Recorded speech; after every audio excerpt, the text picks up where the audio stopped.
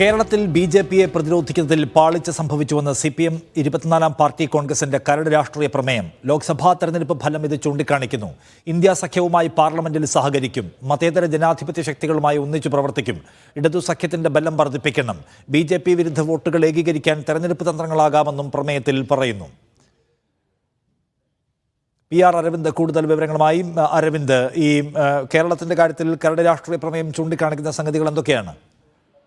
നിഷാദ്, അല്പസമയം മുമ്പാണ് 24-ാം CPM party കോൺഗ്രസിന്റെ കരട് രാഷ്ട്രീയ പ്രമേയം പുറത്തിറക്കിയത്. അതിൽ ലോക്സഭാ തെരഞ്ഞെടുപ്പിന്റെ ഫലം വച്ചുകൊണ്ടാണ് കേരളത്തിലെ CPM നേതൃത്വത്തിനെതിരെ ചില വിമർശനങ്ങൾ ഉന്നയിക്കുന്നത്. കേരളത്തിൽ ബി.ജെ.പിയെ പ്രതിരോധിക്കുന്നതിലെ പാർട്ടിയിലെ ബലഹീനത ലോക്സഭാ തെരഞ്ഞെടുപ്പ് ഫലം ചൂണ്ടിക്കാണിക്കുന്നുണ്ട്. രാഷ്ട്രീയപരമായും പ്രത്യയശാസ്ത്രപരമായും പാർട്ടിയുടെ ബലഹീനതയാണ് ഇത് ചൂണ്ടിക്കാണിക്കുന്നത്.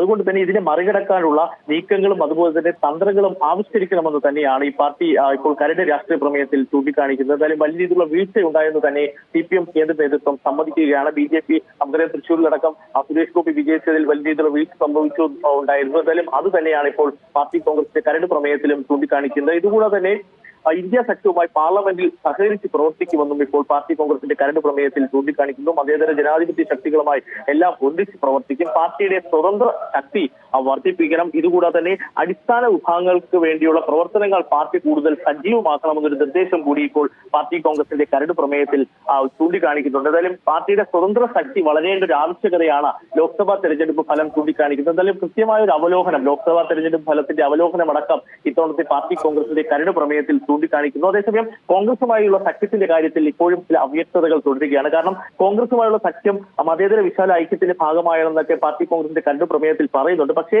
രാഷ്ട്രീയമായ ഒരു സഖ്യം കോൺഗ്രസുമായി ഉണ്ടാക്കില്ല എന്ന് തന്നെയാണ് കരട് പ്രമേയത്തിൽ കൃത്യമായി വ്യക്തമാക്കിയിട്ടുള്ളത്. പക്ഷേ മതേതര ശക്തികളുടെ വിശാല ഐക്യത്തിന്റെ ആവശ്യകതയാണ് കോൺഗ്രസിനുമായുള്ള മനോഭാവമെന്നും CPM കരട് പ്രമേയത്തിൽ ചൂണ്ടിക്കാണിക്കുന്നത്. അതിലും ശക്തമായ വിമർശനം ബി.ജെ.പിക്കെതിരെയും അതുപോലെ തന്നെ RSSനെതിരെയും കരട് പ്രമേയത്തിലുണ്ട്. വർഗീയ ശക്തികൾക്കെതിരെയും അതുപോലെ തന്നെ ഹിന്ദുത്വ ശക്തികൾക്കെതിരെയും പോരാടണം. ഇതിനുവേണ്ടി മതേതര ശക്തികളെ ഒരുമിച്ച് നിർത്തണമെന്നും CPM ചൂണ്ടിക്കാണിക്കുകയാണ്. പ്രതിപക്ഷം ഭരിക്കുന്ന സംസ്ഥാനങ്ങളിൽ ഗവർണർമാർ ഇത്തരത്തിൽ അധികാരത്തിൽ കടന്നു കയറുന്നു. ഇത്തരം ബി.ജെ.പി ഇതര സംസ്ഥാനങ്ങളിൽ ബി.ജെ.പി അതിക്രമങ്ങൾ നടത്തുന്നുവെന്ന് തന്നെയാണ് കരട് പ്രമേയത്തിൽ ചൂണ്ടിക്കാണിക്കുന്നത്. എന്തായാലും കേരളത്തിൽ ബി.ജെ.പിയെ പ്രതിരോധിക്കുന്നതിൽ പാളിച്ച പറ്റിയെന്ന് തന്നെ കരട് പ്രമേയത്തിൽ ചൂണ്ടിക്കാണിക്കും.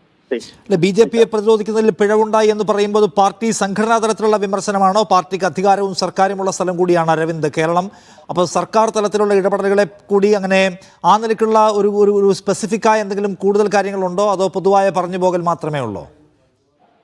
കൃത്യമായി ഇതിൽ പറയുന്നുണ്ട്. കേരളത്തിൽ ബി.ജെ.പിയെ പ്രതിരോധിക്കുന്നതിൽ പാർട്ടിക്ക് പാളിച്ച സംഭവിച്ചു. ലോക്സഭാ ഫലം ഇത് തന്നെയാണ് ചൂണ്ടിക്കാണിക്കുന്നത്. രാഷ്ട്രീയപരമായും അതുപോലെ തന്നെ പ്രത്യയശാസ്ത്രപരമായും പാർട്ടിയുടെ ബലഹീനത തെരഞ്ഞെടുപ്പ് ഫലം ചൂണ്ടിക്കാണിക്കുന്നുവെന്ന് കൃത്യമായി കരട് പ്രമേയത്തിൽ വ്യക്തമാക്കിയിട്ടുണ്ട്. എന്തായാലും ഇത് മറികടക്കാനുള്ള നടപടികൾ ഉടൻ തന്നെ ആവിഷ്കരിക്കണം. ഇതിനുവേണ്ടിയുള്ള തന്ത്രങ്ങൾ ഉടൻ തന്നെ ആവിഷ്കരിക്കണമെന്നും ഇപ്പോൾ ഈ കരട് പ്രമേയത്തിൽ ചൂണ്ടിക്കാണിക്കുന്നുണ്ട്. എന്തായാലും സർക്കാർ നിൽക്കുന്നത് ബി.ജെ.പിക്കെതിരെയാണ്. കേന്ദ്ര സർക്കാരിന്റെ ഭാഗത്തുനിന്ന് സംസ്ഥാന സർക്കാരിനെ തകർക്കുവാനുള്ള നിരവധി നീക്കങ്ങളുണ്ട്. ഇതെല്ലാം മറികടക്കണം. കാരണം LDF സർക്കാർ രണ്ടാമതും അധികാരത്തിൽ വന്നതാണ്. ജനങ്ങൾക്ക് വേണ്ടിയുള്ള പോരാട്ടം നടത്തുന്നതടക്കമുള്ള കാര്യങ്ങൾ ചൂണ്ടിക്കാണിക്കുന്നു. പക്ഷേ ബി.ജെ.പി പരാജയപ്പെടുത്തുന്നതിൽ അല്ലെങ്കിൽ ബി.ജെ.പിക്കെതിരെ പ്രതിരോധിക്കുന്നതിൽ പാർട്ടിക്ക് ലോക്സഭാ തെരഞ്ഞെടുപ്പ് സമയത്ത് വീഴ്ച വന്നിട്ടുണ്ട്.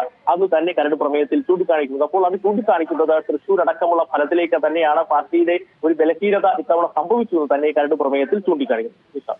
ശരി.